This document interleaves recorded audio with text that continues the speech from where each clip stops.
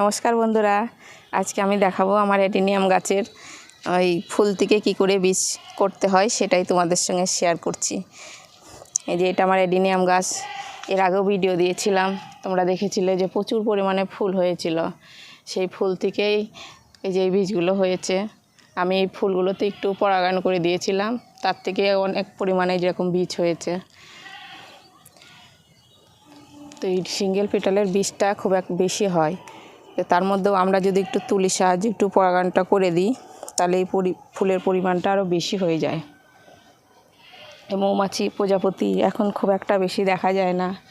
আমরা ছাদ বাগানে অনেক ধরনের বীজ টিজ দিই, তার জন্যে আছে ওগুলো খুব একটা বেশি দেখা যায় না, কম।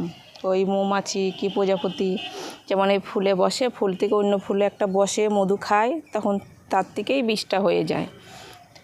তো আমরা যদি একটু হাতে করে দিই তাহলে একটু বেশি ভালো হয়, বীজটা প্রচুর পরিমাণে হবে। যে কীভাবে করতে হয়, এই ধরনের একটা তুলি নিতে হবে যেন এরকম ছুঁচকেল থাকে। যেমন এই ফুলটা হচ্ছে গিয়ে ফুটেছে, এই ফুলটা যে 2-3 দিন হয়ে গেছে, কালারটা নষ্ট হয়ে গেছে।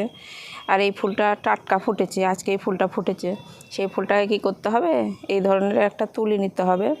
তুলি নিয়ে আর একটা নতুন ফুল আছে, যেমন এটা একটা নতুন ফুল, এই ফুলটার মাঝে এইভাবে করে ঠেকাই দিতে হবে, একটু তুলিটা একটু ঘুরিয়ে দিতে হবে। দিয়ে এইভাবে করে আমি 2-3টে বীজ থেকে এইভাবে ফুল থেকে এই ধরনের নতুন নতুন ফুলগুলোতে, যেগুলো আজকেই ফুটেছে সেগুলোতে একটু ঘুরিয়ে দেবো। কিন্তু তোমরা এই পুরনো ফুলগুলোতে নিবা না, এই পুরনো ফুলে হবে না, ওই পুরনো ফুলটাই ঠেকালে হবে না।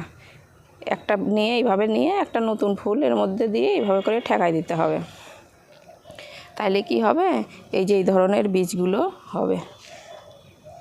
সে তোমরা যদি মনে করো যে আমি এটা করব না তাহলে কি হবে না, সেটাতেও হবে। মৌমাছি প্রজাপতি তার দ্বারাই দিতে হয়, যেমন মধু খায়, দিয়ে খেয়ে অন্য ফুলে বসে, তখন সেটা হয়ে যায় বীজটা। সেখানে আমরাও যদি একটু হাতে করে দিই সেই বীজটা একটু বেশি পরিমাণে হবে, কিন্তু সিঙ্গেল ফুলটাই বীজটা বেশি হয়। কিন্তু তোমরা যদি মনে করো রোজি ফুলটাই করব, রোজি পেটাল ফুলটা যেটা হয় সেটাই খুব একটা বেশি বীজ হয় না।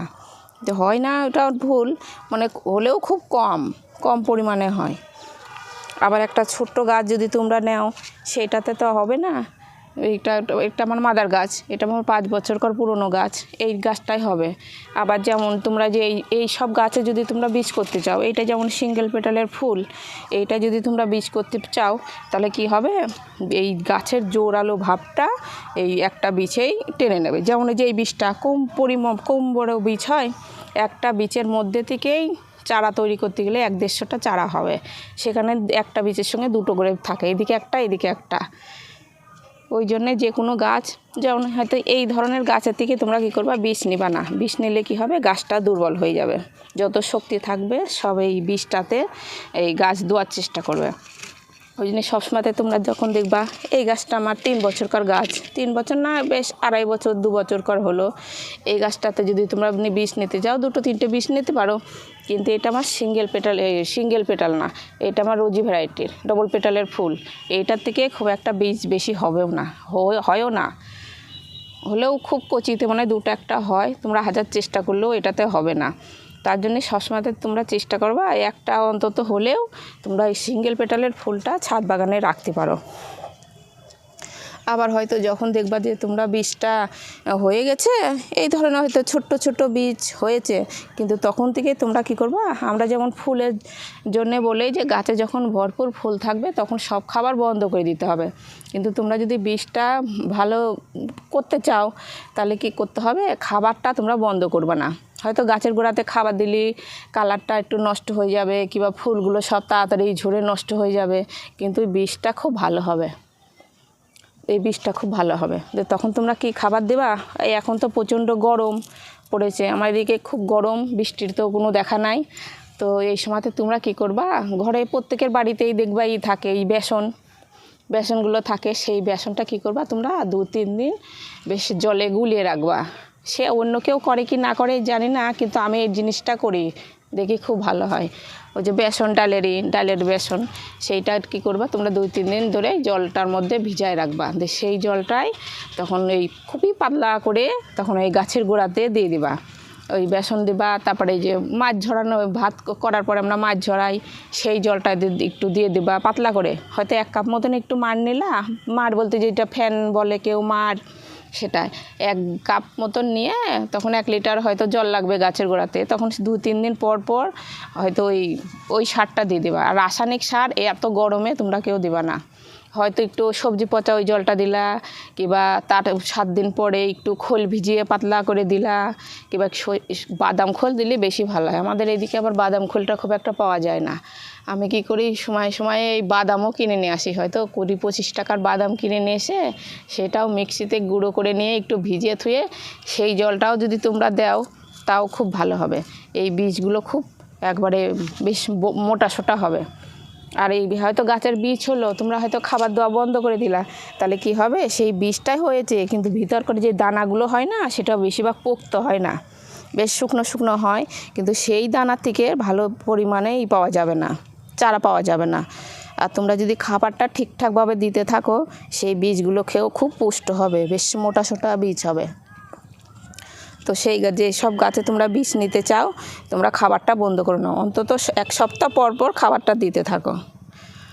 তারপরে যখন বীজটা পেকে যাবে, যখন কালারটা দেখবা যে একটু কালারটা অন্য হয়ে গেছে, পাকা পাকা মতন হয়ে গেছে, তো তখন কি তোমরা এই ধরনের একটু সুতলি নেবা, একটা সুতলি এইখানে একটু বেঁধে বেশ জড়িয়ে জড়িয়ে রেখে দিবা।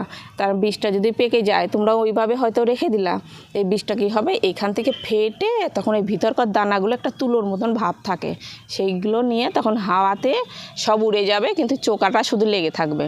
আর তোমরা যদি দড়ি দিয়ে জড়িয়ে জড়িয়ে বেঁধে রাখো তাহলে সেই বীজটা পেকেও যাবে, অথচ ফেটে উঠতে পারবে না, তখন সেই বীজটা নিয়ে তোমরা গাছ লাগাতে পারো।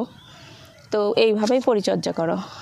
আর যে এই সব গাছে যদি তোমরা বীজ নিতে চাও, এখন আমি বলছি যে এই বীজ তোমরা নিবা না, একটা হলো হয়তো নিতে পারো, কিন্তু খুব বেশি পরিমাণে যদি বীজ নাও তাহলে কি হবে, এই কডেক্সগুলো মোটা হবে না, মোটা না হয়ে ওই গাছের যত শক্তি থাকবে সব এই গাছ এই বীজটাতেই পাকাতে তখন যত শক্তি থাকবে সব দেবে।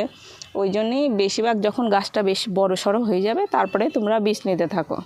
তখন যদি তোমরা পরাগায়নটা নাও করো, গাছটা একবারে বেশ বড় হয়ে গেল, তাও সে গাছে বীজ দেবে। এই গাছটা যেমন আমি প্রচুর পরিমাণে নিয়েছি বীজটা, আর যদি দেখতাম যে গাছটা দুর্বল আছে, ছোট আছে, তাহলে কি করতাম, আমি এতগুলো পরিমাণে বীজ নিতাম না, আমি সব ভেঙে দিতাম।